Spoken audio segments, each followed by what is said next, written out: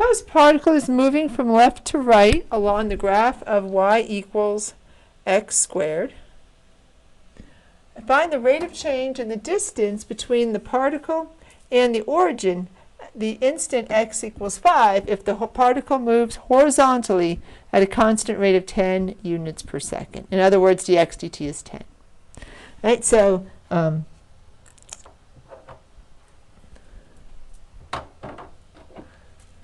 we have a particle moving left to right along the graph. We want to find the rate of change in the distance, so that would be, right, so this would be the distance, right, and this would be the horizontal distance, and this would be the vertical distance.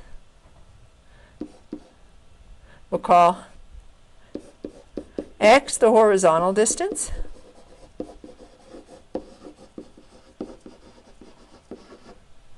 we'll call y the vertical distance,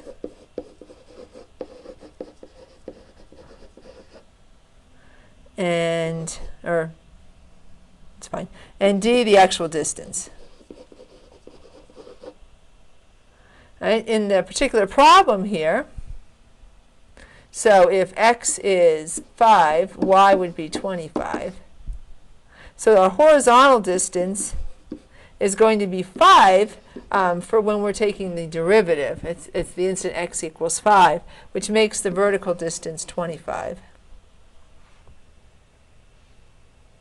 To find the distance, the actual distance, we'll use Pythagorean theorem because we do have a right triangle there. Maybe if I wrote a little smaller.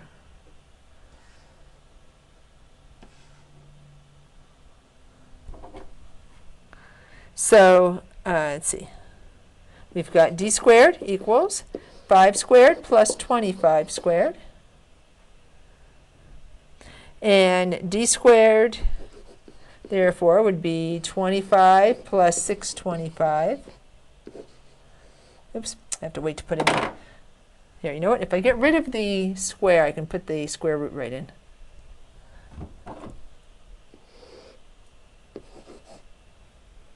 All right, so that would be the square root of 650. That would be 25 times 26. And the 26 isn't going to simplify. So d here is going to be 5 square roots of 26.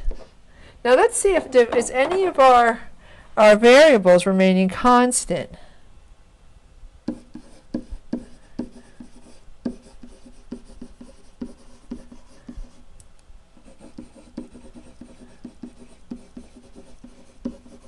Well, notice it says that, and I almost didn't catch it, he's moving horizontally. I don't exactly know if he's just coming from the y-axis over, but he's moving horizontally. So y will remain constant because it's a horizontal movement, which is good because we don't have a dy dt. And we're searching for a dx dt. Right? So here's 1, our variables, and our diagram. Here's 2. Do any of these remain constant? And then 3, what are our rates? So we have, I'll write in black since I did 4 in blue. We're given dx dt. And we want dd dt. Our equation, the distance formula or Pythagorean theorem, would relate the horizontal, vertical, and just straight line distance there. All right, and so let's take the derivative. So we have 2x dx dt. And you know what? It would be fine. Actually, before we do that, let's just plug in the value for y. So we have x squared plus y is 25 squared equals d squared. So we have 2x dx dt. The derivative of any constant is 0 equals 2d dd dt. We're solving for dd dt. Let's get everything over to one side. So 2x dx dt divided by 2d would be dd dt. Right? We just divided both sides by 2d.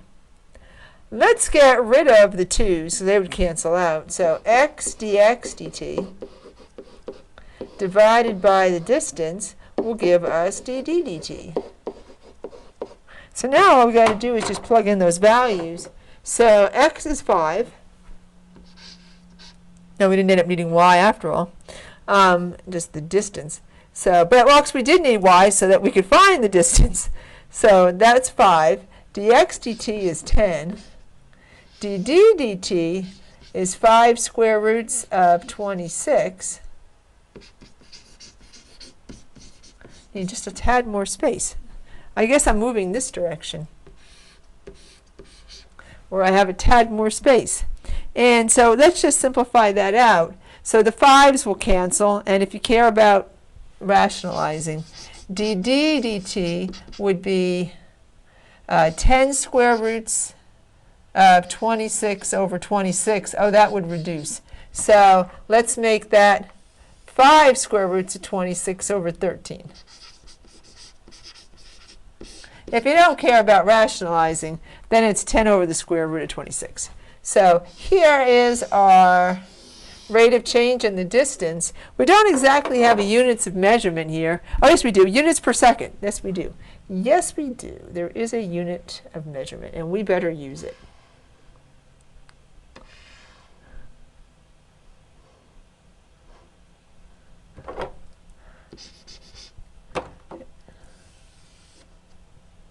All right, units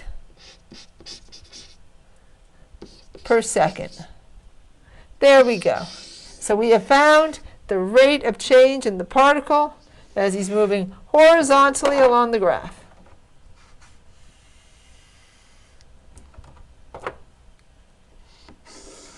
There, sort of boxed in. All right, so another one done. I'll see you in the next problem. Bye for now.